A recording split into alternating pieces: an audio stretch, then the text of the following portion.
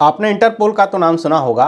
भारत में भारत पोल ये portal launch होने जा रहा है आज अमित शाह इसका उद्घाटन करेंगे। हम समझेंगे ये पोर्टल आखिर क्या करेगा, किस लिए इसको लॉन्च किया जा रहा है और इस पोर्टल के क्या क्या फायदे होने वाले हैं। तो आपको ये वीडियो अच्छी लगे तो वीडियो को लाइक जरूर करें, चैनल को सब्सक्राइब कर लें और वीडियोस के लिए। बाकी आपने अगर टेलीग्राम चैनल फॉलो नहीं किया तो उसे भी जरूर फॉलो कर लें। तो सबसे पहले हम इस न्यूज की बात करते हैं कि आज 7 जनवरी 2025 को भारत के जो होम मिनिस्टर हैं अमित शाह, वो लॉन्च करेंगे भारत पोल नामक ये पोर्टल। इसे बनाया किसने है ये बहुत इंपॉर्टेंट है। ये डेवलप किया गया है central bureau of investigation, short में आप सीबीआई जिसे कहते हैं। तो इसका काम क्या होगा, ये इंटरपोल को रिप्लेस नहीं करेगा, बल्कि इसका काम होगा कि इंडियन लॉ इन्फोर्समेंट एजेंसीज जो हैं, अलग अलग भारत की स्टेट पुलिस हो गई या फिर जैसे सीबीआई हो गई, ईडी हो गई, जितनी भी इस तरह की इन्फोर्समेंट एजेंसीज हैं, उनके और इंटरपोल के बीच में कोऑर्डिनेशन को इम्प्रूव करने का काम ये करेगा, है ना, जिससे बहुत तेज़ी से इंफॉर्मेशन एक दूसरे के आसपास पहुंचाई जा सके और उस पर काम किया जा सके। तो ये एक सेंट्रलाइज्ड प्लेटफॉर्म होगा और ऐसा समझिए कि इस पर सारे लोग ऑन बोर्ड होंगे। मतलब इंटरपोल के जो लिएजन ऑफिसर वगैरह होते हैं, यूनिट ऑफिसर वगैरह होते हैं वो, और भारत की जो इन्फोर्समेंट एजेंसीज़ हैं, वो सब के लिए एक ही प्लेटफॉर्म ये उपलब्ध होगा, जिसका इस्तेमाल करके ये जो डेटा है, इंफॉर्मेशन, इसका आदान प्रदान हो पाएगा, जिससे जो पहले के मेथड्स हैं जैसे लेटर हो गया, ईमेल हो गया, फैक्स हो गया, जो कि समय लेते हैं, और इस सब को ये रिप्लेस कर देगा और इससे जो एक्यूरेसी है कम्युनिकेशन की वो भी बढ़ जाएगी। तो और समझ में भी आएगा कि जो लेटर या ईमेल जो प्राप्त हो रहे हैं वो सही जगह से ही मिल रहे हैं। तो ये एक्यूरेसी को इम्प्रूव करेगा। अगर हम इसके ऑब्जेक्टिव्स की बात करें जो हमने समझाई है, इसका पहला ऑब्जेक्टिव है कि प्रोवाइड करना real time information sharing between जो लॉ इन्फोर्समेंट एजेंसीज हैं अक्रॉस इंडिया एंड इंटरपोल, कि भाई जो रियल टाइम, जैसे मान लीजिए इंटरपोल की तरफ से किसी को रेड नोटिस जारी किया गया है और वो व्यक्ति इंटरपोल को लग रहा है कि भारत में उसकी एंट्री हुई है, तो वो इंटरपोल इस प्लेटफॉर्म का प्रयोग करके भारत की जो लॉ इन्फोर्समेंट एजेंसीज हैं उनको अवगत करा पाएगा। वो रियल टाइम इन्फॉर्मेशन जाएगा, ऐसा नहीं कि वहाँ से लेटर लिखा है, 1 महीने बाद लेटर पहुँच रहा है, या ईमेल लिखा है, फिर कोई जाएगा जिसको लिखा गया है देखेगा तो ठीक है ना। तो ये सब नहीं होगा, रियल टाइम में इन्फॉर्मेशन पहुँचेगी जिससे उस पर त्वरित कार्रवाई की जा सके। ये स्ट्रीमलाइन करेगा जो इंटरनेशनल असिस्टेंस रिक्वेस्ट है थ्रू इंटरपोल, जिससे जो रिक्वेस्ट वगैरह आ रही है, क्योंकि इंटरपोल अलग अलग कलर के नोटिस जारी करता है, तो उसको बहुत अच्छे तरीके से हैंडल किया जा सके, और जिसकी वजह से ये एक ही प्लेटफॉर्म उपलब्ध होगा जिसका इस्तेमाल सब लोग कर पाएंगे। तो ये जो पूरा प्रोसेस है इन्फॉर्मेशन के इधर उधर करने का, ये बहुत तेज़ी से हो पाएगा, एक्सपीडिएट होगा, तेज़ी से इस पर काम हो पाएगा। और चूँकि एक प्लेटफॉर्म ही है और जिसका काम ही यही होगा, तो इसमें कुछ भी ऐसा नहीं होगा कि किसी को कोई शक होगा कि ये इन्फॉर्मेशन सही है कि नहीं सही है। इस तरह की रीचेकिंग और बाकी प्रोसेस से गुजरना नहीं पड़ेगा, और जिससे जो फील्ड लेवल पुलिस ऑफिसर्स हैं उनकी इफ़िशियंसी बढ़ पाएगी। इस तरह के जो क्राइम्स वगैरह होते हैं, सिक्योरिटी चैलेंजेस होते हैं, उन तक पहुंचने में, क्योंकि इसमें मैंने आपको बताया कि सिर्फ सीबीआई वगैरह नहीं, जितने भी स्टेट पुलिस हैं स्टेट के या यूनियन टेरेटरीज़ के, वो सब भी इससे जुड़ पाएंगे। तो वो बहुत आसानी से जो इन्फॉर्मेशन है हर जगह पहुंच पाएगी। तो ये इसका की ऑब्जेक्टिव है, मतलब एक ऐसा प्लेटफॉर्म बना देना जिससे सारे लोग जुड़ सकें और इस तरह के जो क्रिमिनल्स हैं उनको यहाँ पे पकड़ा जा सके या उनकी जो इन्फॉर्मेशन है वो कलेक्ट करी जा सके। तो इसका बेनिफिट जो अभी आपको बताया कि इंटरनेशनल पुलिस की जो असिस्टेंस है उसकी एक्सेस काफ़ी फास्टर होगी, जो बहुत समय लगता था वो कम लगेगा। और जो ट्रांजिशनल क्राइम्स हैं, ट्रांजिशनल क्राइम्स अभी मैं आपको समझाता हूँ, जब आपको ये अभी इंटरपोल इतनी बार बात हो रही है, इंटरपोल भी समझाता हूँ क्या होता है।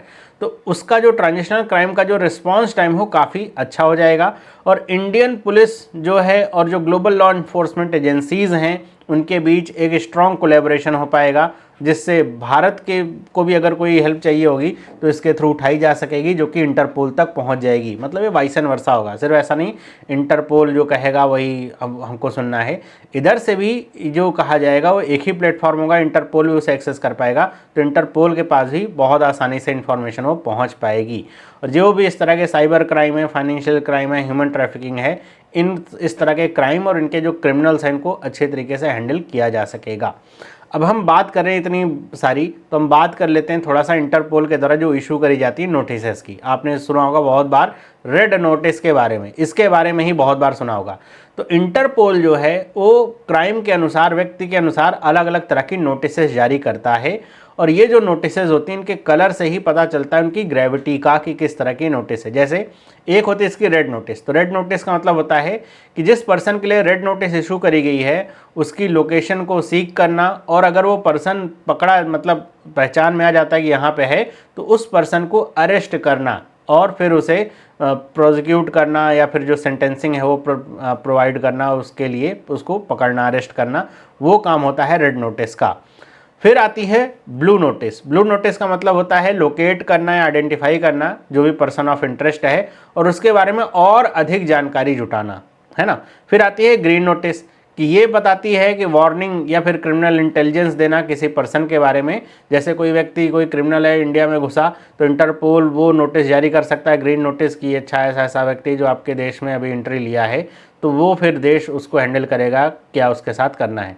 फिर आती है येलो नोटिस, तो ये होती है किसके लिए, बहुत इंपॉर्टेंट है ये भी, इसको लेकर के एक ऐप भी बनाई गई थी, ये पिछले साल की करंट अफेयर की न्यूज है, कि जो मिसिंग पर्सन्स हैं, ऑफन जो माइनर्स वगैरह हैं, उनको आइडेंटिफाई करने के लिए येलो नोटिस जो है वो निकाली जाती है।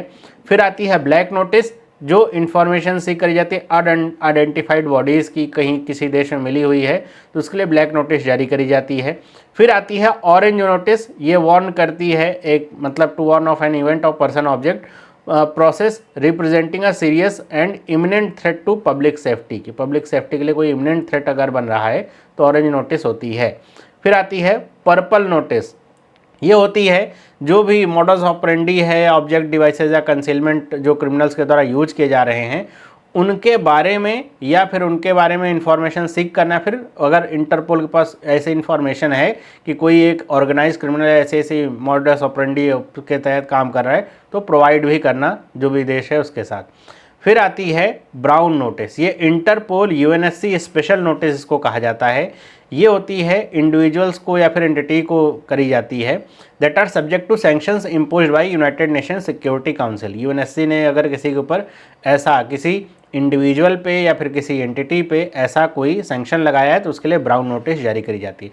इंपॉर्टेंट इसमें कौन कौन सी हैं, एक तो ये रेड नोटिस है, फिर येलो नोटिस है, फिर ये आती है ब्राउन नोटिस। इस तरह की जो नोटिस हैं इसके बारे में पूछा भी जा सकता है। तो हम इंटरपोल के बारे में अगर समझें तो इसको इंटरपोल कहा जाता है, ये होती है इंटरनेशनल क्रिमिनल पुलिस ऑर्गेनाइजेशन। तो ध्यान रखिए, क्रिमिनल जो मामले होते हैं उनके लिए होती है, इंटरनेशनल लेवल पे काम करती है। जैसे हमारे राज्यों की पुलिस होती है, यूनियन टेरिटरीज की पुलिस होती है, या फिर सेंट्रल पुलिस होती है, वैसे इंटरनेशनल पुलिस है। तो ये ग्लोबल एजेंसी है जिसमें 196 मेंबर कंट्रीज इसके साथ काम कर रही हैं, मतलब 196 देश इसके मेंबर हैं, इंडिया भी इसका मेंबर है। 1923 में से फाउंड किया गया था, इसीलिए ताकि अगर मान लीजिए एक आदमी है जो कुछ ऐसा काम कर रहा है जिससे सिर्फ एक सर्टेन देश को या सर्टेन क्षेत्र को नहीं बल्कि बाकी के देशों को भी नुकसान पहुंच सकता है, या फिर एक आदमी है जिसने एक देश में क्राइम कर लिया, कोई हीनियस क्राइम ऐसा किया है, फिर वो दूसरे देश में शिफ्ट हो गया, तो अब दूसरा देश क्या कर सकता है, उसके लिए पकड़ नहीं सकता है। तो इसलिए ये इंटरनेशनल क्रिमिनल पुलिस ऑर्गेनाइजेशन बनाई गई थी ऐसे व्यक्तियों को पकड़ने के लिए कि जो ट्रांजिशनल क्राइम्स करते हैं। ट्रांजिशनल क्राइम का मतलब यही होता है कि एक ऐसा क्राइम जो सिर्फ एक देश के लिए हानिकारक ना हो बल्कि वो बाकी के देशों को इफेक्ट कर रहा हो। जैसे कोई साइबर क्राइम है, मतलब एक क्रिमिनल है जो भारत से बाहर बैठा और वो अमेरिका में किसी को ठग रहा है, या इंडिया में बैठ के, आपने सुना होगा नोएडा गुड़गांव में से बहुत सारे साइबर सेंटर पकड़े, सॉरी जो आपके कॉल सेंटर होते हैं वो पकड़े जाते हैं, जिससे ऐसे अमेरिका में बैठे लोगों को चूना लगाया जा रहा होता है, फिर फ्रॉड किया जा रहा होता है। तो सिर्फ इंडिया के लिए नहीं खतरनाक है, वो इंडिया के लोगों को तो कर ही रहे हैं, अमेरिका को भी कर रहे हैं। फाइनेंशियल जो क्राइम्स हो गए, ऑनलाइन रेडिकलाइजेशन हो गया, लोगों को ऐसा ब्रेन वॉश करना, अलग अलग आतंकवादी संगठनों में शामिल करवाना या फिर उनसे बुरे काम करवाना। ऑर्गेनाइज्ड जो क्राइम होते हैं, ऑर्गेनाइज क्राइम एक देश तक नहीं होते, बहुत सारे देशों तक फैले होते हैं। ड्रग ट्रैफिकिंग हो गया, आपको पता होगा कि साउथ अमेरिका से ड्रग्स सारे बनाए जाते हैं, बेचे जाएंगे सारे दुनिया में, तो इस तरह के क्राइम, या ह्यूमन ट्रैफिकिंग हो गई। तो ये जो होते हैं इनको ट्रांजिशनल क्राइम्स कहा जाता है। तो इनके लिए काम करती है ये जो ऑर्गेनाइजेशन है या फिर जो व्यक्ति इसमें काम करे, उनके लिए ये नोटिस जारी करता है, उनको पकड़ने का और अलग अलग देशों को सौंपने का ये काम करता है। इसका हेडक्वार्टर कहाँ पे है? लियोन, फ्रांस में इसका हेडक्वार्टर होता है इंटरपोल का। ओके, तो ये है इंटरपोल के बारे में सारी इन्फॉर्मेशन। अगर हम अभी तक जितनी सारी चीज़ें आपको समझ आई हैं या मैंने बताई हैं, तो आप ये समझ गए होंगे कि भारत पोल जो पोर्टल है उसका मेन काम बस इतना है कि वो एक सिंगल प्लेटफॉर्म ऐसा प्रोवाइड करता है जिससे जो इंटरपोल है और भारत की जो लॉ इन्फोर्समेंट एजेंसीज़ हैं वो आपस में कनेक्ट होकर के बेहतर तरीके से ऑपरेट कर सकती हैं, डेटा का आदान प्रदान कर सकती हैं और क्राइम प्रिवेंशन और इन्वेस्टिगेशन में हेल्प कर सकती हैं। इंटरपोल अपनी इंफॉर्मेशन दे सकता है जो भारत की जो इन्फोर्समेंट एजेंसीज उनके तक पहुंच सकता है, और वाइस एंड वर्सा, यहाँ से दिया जाएगा तो इनके पास पहुंचेगा जो कि जिस पे ये काम करेंगे। ओके, तो ये थी पूरी इन्फॉर्मेशन। देखा जाए तो भारत की जो इस तरह का जो सिस्टम है लॉ इन्फोर्समेंट का, उसको मॉडर्नाइज करने का एक बहुत ही बढ़िया प्लेटफॉर्म बनने वाला है, और इसकी हेल्प से आने वाले समय में बहुत सारे इस तरह के जो क्रिमिनल्स हैं उनको पकड़ा जा पाएगा, है ना। तो आगे और इस पर कुछ अपडेट होगी तो मैं आपको बताऊंगा। बाकी ये वीडियो आपको अच्छी लगी तो वीडियो को लाइक ज़रूर करिए, अपने दोस्तों के साथ शेयर करिए। इस तरह की और इंपॉर्टेंट इन्फॉर्मेटिव वीडियोज़ के लिए चैनल को सब्सक्राइब कर लीजिए। मिलते हैं अगले वीडियो में, सभी लोगों को बाय।